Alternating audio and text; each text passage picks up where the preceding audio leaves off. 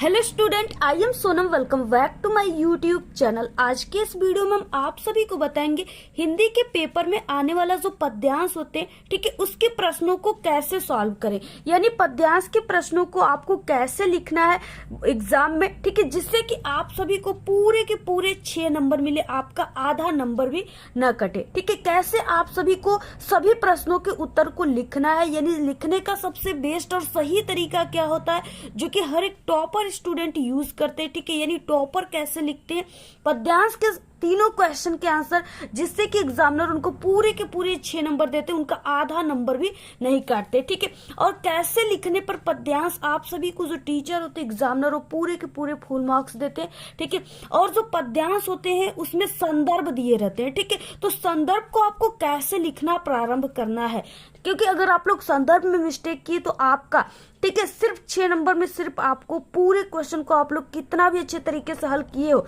ठीक है, आंसर को लिखे हो, लेकिन आप सभी को पूरे के पूरे 6 नंबर नहीं बल्कि 3 नंबर ही एग्जामिनर देकर लॉक कर देगा। ठीक है, अगर आप सभी को लिखने का सही तरीका संदर्भ पता रहेगा और उसके पद्यांश के तीनों क्वेश्चन के आंसर, तभी आप सभी लोगों को पूरे के पूरे 6 नंबर मिलेंगे। तो लिखने का सबसे बेस्ट और सही तरीका क्या होता है, ठीक है, आज की इस वीडियो में हम आप सभी को बताएंगे।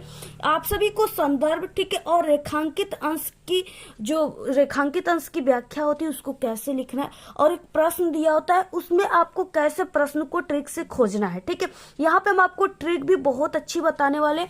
और अगर आप लोग इस वीडियो को देख रहे हो तो आप लोग बहुत ही लकी इंसान हो, क्योंकि इस वीडियो को देखने के बाद आप सभी का पद्यांश पे एक भी नंबर नहीं कटेगा, आपको पूरे के पूरे फुल नंबर एग्जामिनर देंगे। ठीक है, तो सबसे पहले कि आप लोग इस वीडियो को लाइक कर दीजिए, चैनल पे नए तो चैनल को सब्सक्राइब करके आपको बेल आइकन को जरूर प्रेस कर देना है, और आपको इस वीडियो को अपने सभी दोस्तों में जरूर शेयर करना। तो देखिए, इस तरीके से आपको कॉपी में यहाँ पे लाइनिंग कर लेना है। ठीक है, इसके बाद देखिए क्वेश्चन किस तरीके से आपके पेपर में आता है। तो यहाँ पे दिया है 22 नंबर का ये क्वेश्चन। इसमें दिया कि निम्नांकित पद्यांश पे आधारित दिए गए प्रश्नों के, यानी 3 क्वेश्चन दिए, उसके आप सभी को उत्तर को लिखना है। ठीक है, और ये टोटल 6 नंबर का आप सभी के पेपर में आता है।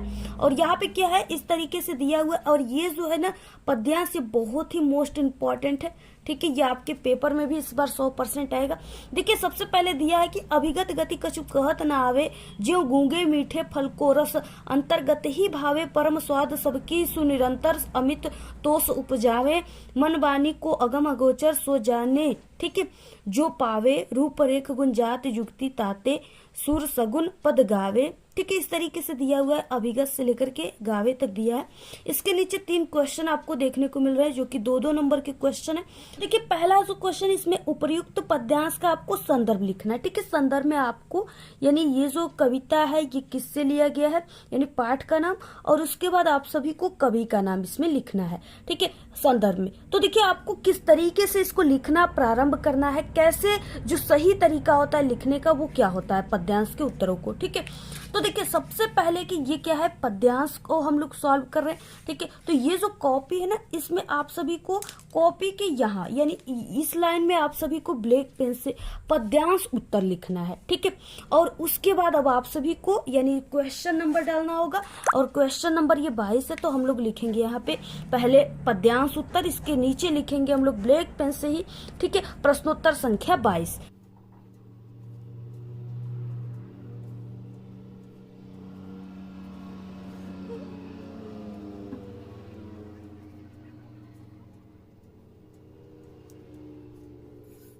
अब इतना लिखने के बाद अब आप सभी को देखिए क्या है, यहाँ पे ये पद्यांश, तो आपको लिखना है पद हेडिंग, और इसके लिखने के बाद आपको ब्लैक पेन से, ठीक है, आगे के 2 वर्ड और डैश डैश करके लास्ट के आपको 2 या 1 वर्ड को लिख देना है। ठीक है, जैसे अभिगत गति, ठीक है, डैश डैश पद गावे, आपको ऐसे लिख देना है।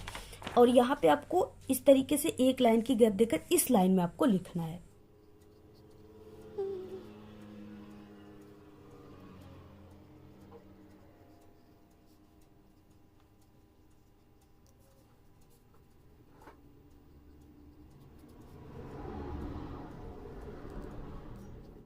और देखिए, इसके बाद क्या है कि इसमें संदर्भ लिखने के लिए बोला है क्वेश्चन नंबर अ में। ठीक है, तो आप सभी को यहाँ पे क्या करना है, यानी क्वेश्चन अ भी आप लोग लिख सकते हो और क्वेश्चन 1 भी लिख सकते हो। तो यहाँ पे आपको अ लिख देना है। ठीक है, इसके बाद आपको संदर्भ हेडिंग लिखना है। अब देखिए आप सभी को संदर्भ लिखने कैसे स्टार्ट करना है। ठीक है, सबसे पहले आपको स्टार्ट करना है प्रस्तुत से, और ये क्या है, पद्यांश है, तो आपको पद्यांश लिखना है और ब्लैक पेन से पद्यांश रहेगा। ठीक है, प्रस्तुत पद्यांश हमारी पाठ्य पुस्तक।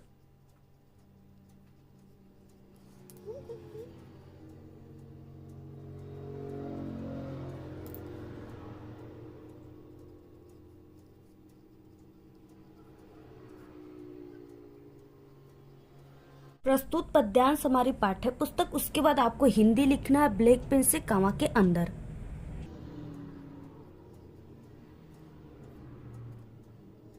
कि प्रस्तुत पद्यांश हमारी पाठ्य पुस्तक हिंदी के काव्य खंड या पद खंड। ठीक है, काव्य खंड आपको लिख देना है या पद खंड, तो यहाँ पे हो जाएगा हिंदी के काव्य खंड में संकलित।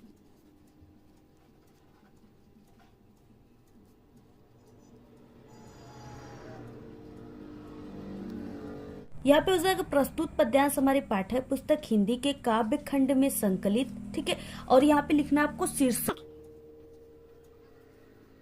इस तरीके से आपको शीर्षक लिखना है। शीर्षक में आपको पाठ का नाम लिखना है। ठीक है, तो यहाँ पे आप लोग देख सकते हो, यहाँ पे दिया हुआ है पद, यानी ये पाठ का नाम है। ठीक है, अगर आप सभी को हिंदी में गद्यांश पद्यांश पहचानने की ट्रिक की वीडियो चाहिए तो आप लोग यूट्यूब पर जाइए, वहाँ पे गद्यांश पहचानने की ट्रिक अपना विद्यालय हमारे चैनल का नाम है, आप लोग लेकर सर्च करोगे तो आपको वहाँ पे वीडियो मिल जाएगी। ठीक है, जहाँ से आप लोग चुटकियों में पाठ के नाम को यहाँ पे ठीक है पहचान लोगे कि हाँ ये किस पाठ से। तो देखिए यहाँ पे शीर्षक क्या हो जाएगा, पद, और आपको ब्लैक पेन से पाठ का नाम को लिखना है ऐसे। ठीक है, पद, उसके बाद पद के सूर सागर से लिया गया है। ठीक है,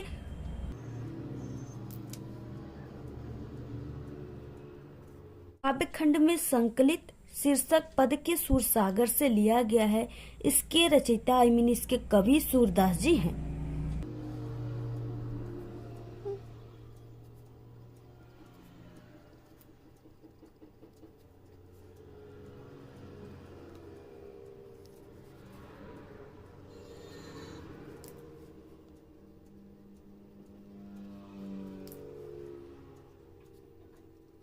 देखिए आप सभी को इस तरीके से लिखना है जैसे यहाँ पे हम बताएं। ठीक है, क्योंकि हम बोर्ड एग्जाम की कॉपी चेक करते, पिछले 5 सालों से एग्जामिनर भी है और बोर्ड की पेपर भी बनाते हैं। ठीक है, इसलिए हम जो आपको बताएंगे वो बिल्कुल 100% बेस्ट ट्रिक बताएंगे।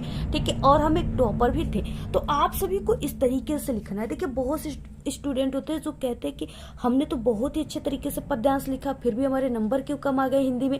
तो यही तरीका होता है, यानी कि वो लिखे तो है सही सही, लेकिन उनको लिखने का सही तरीका नहीं पता होता है, और ये एक टॉपर की तरीका होती है। ठीक है, ऐसे अगर आप लोग लिखते हो तो आपका आधा नंबर भी कहीं पर भी कोई एग्जामिनर नहीं काटेगी, ये मेरी 100% गारंटी। ठीक है, तो ये लिखने का सही तरीका है बिल्कुल, और पूरे यूट्यूब पर आपको ये तरीका कोई नहीं बताएगा, सिर्फ एक टॉपर और एक अच्छे एग्जामिनर इस तरीके को बता पाएंगे। ठीक है, तो इस तरीके से आप सभी को लिखना है।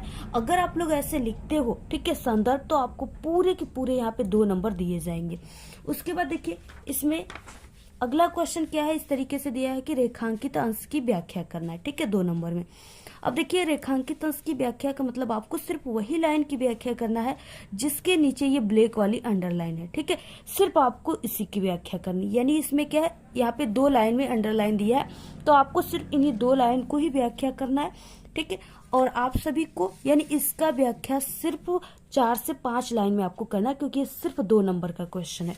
तो सबसे पहले कि आपको यहाँ पे ये जो है नंबर ब लिखना है, और यहाँ पे रेखांकित अंश की व्याख्या यहाँ से आपको हेडिंग मिल रहा है क्वेश्चन से ही। ठीक है, तो अब आपको क्या करना है, 1 से 2 लाइन की गैप देकर हेडिंग को लिखने के बाद अब आप सभी को व्याख्या करना स्टार्ट करना है। यहाँ पे आपको रेखांकित अंश की व्याख्या लिखना है, और इसमें आपको स्टार्ट कैसे करना है, तो प्रस्तुत पंक्ति में। ठीक है, और ये क्या है, कवि है, तो आपको लिखना है प्रस्तुत पंक्ति में कवि कहते हैं कि निराकार ब्रह्म की सत्ता अज्ञात है, शब्दों में उसका वर्णन नहीं किया जा सकता। जिस प्रकार गूंगा व्यक्ति मीठे फल के रस को भीतर ही भीतर प्राप्त करता है, उससे फल का रस तो मिलता है और उसे परम संतोष भी मिलता है, किंतु वाणी से वो व्यक्त नहीं कर सकता। ठीक है, जैसे जो गूंगे व्यक्ति होते हैं उन्हें आप कितने भी स्वादिष्ट चीजें खिला दो, लेकिन वो कभी भी बोल करके वो उसको स्पष्ट नहीं करेंगे, उसको नहीं बताएंगे कि हाँ ये इतना स्वादिष्ट है। ठीक है, उसी प्रकार ये निराकार ब्रह्म है। तो यही चीजें इसमें कहा गया है, और आप सभी को इसी तरीके से पूरा लिखना है। ठीक है, आप लोग इसका पूरा स्क्रीनशॉट ले लीजिए, और ऐसे ही लिखोगे तभी आपको नंबर मिलेंगे। इसके बाद देखिए क्वेश्चन है, उसका क्या ट्रिक आप सभी को लगाना है। इसमें स दिया है, सबसे पहले आपको स लिख देना है। आंसर में, ठीक है। उसके बाद प्रस्तुत पंक्ति में कौन सा रस है यहाँ पे पूछ रखा है। तो यहाँ पे क्या है, ये निराकार ब्रह्म है, भक्ति की भाव इसमें उत्पन्न हो रही है। इस पंक्ति को पढ़ने के बाद लग रहा है कि ये भक्ति इसमें है, ठीक है। तो इसमें क्या है कि जहां पर भी इस तरीके से रहता है, भक्ति की भाव उत्पन्न होती है, वहां पे भक्ति रस होता है, ठीक है। तो यहाँ पे आप सभी को लिख देना है, ठीक है। यहाँ पे हो जाएगा 100 क्वेश्चन और आप सभी को लिख देना है यहाँ पे भक्त यानी प्रस्तुत पंक्ति में भक्ति रस का प्रयोग हुआ है, ठीक है। बस इतना ही तीसरे वाले का आंसर लिखना है आपको। अगर आप लोग इस तरीके से लिखते हो तो आपको पूरे के पूरे यहाँ पे 6 नंबर मिलने वाले। आपका आधा नंबर भी किसी भी क्वेश्चन पे नहीं कटेंगे, आपको पूरे 6 नंबर मिलेंगे, ठीक है। और अगर आप लोग इस तरीके से हिंदी के पूरे पेपर को सॉल्व करते हो तो आप, मेरी गारंटी है कि आपको 100 में 100 नंबर पूरे मिलेंगे, ठीक है। जितना नंबर का रहेगा उतना पूरा नंबर आपको मिलेगा, आधा नंबर भी आपका हिंदी में नहीं कटेगा। तो इस तरीके से आप लोग लिख सकते हो, ठीक है। ऐसे ही आप सभी को लिखना है और आप सभी लोग इस वीडियो को शेयर कीजिए। और ऐसे ही हमारे चैनल पे हिंदी में जितने भी टॉपिक आते हैं ना, सभी के वीडियो है चैनल पे, लिखने का सही तरीका बताया गया। आप लोग हमारे चैनल पर विजिट करके अभी तुरंत देख लीजिए, ठीक है। निबंध, लेखन, सभी चीजें हमने बताया। और अगर आप लोग किसी भी सब्जेक्ट में कमजोर हो तो हमारे चैनल पे सभी विषय में पास होने की ट्रिक है। इसी वीडियो के लास्ट में आपको प्लेलिस्ट दिखेगा, उस पर क्लिक करके आप लोग देख लीजिएगा। वीडियो में सिर्फ इतना ही। आपको वीडियो कैसा लगा? अगर वीडियो पसंद आए तो एक बड़ा सा लाइक कर दे। चैनल पे नए तो सब्सक्राइब करके बेल आइकन को जरूर प्रेस कर दे। Thanks, all the very best, bye bye.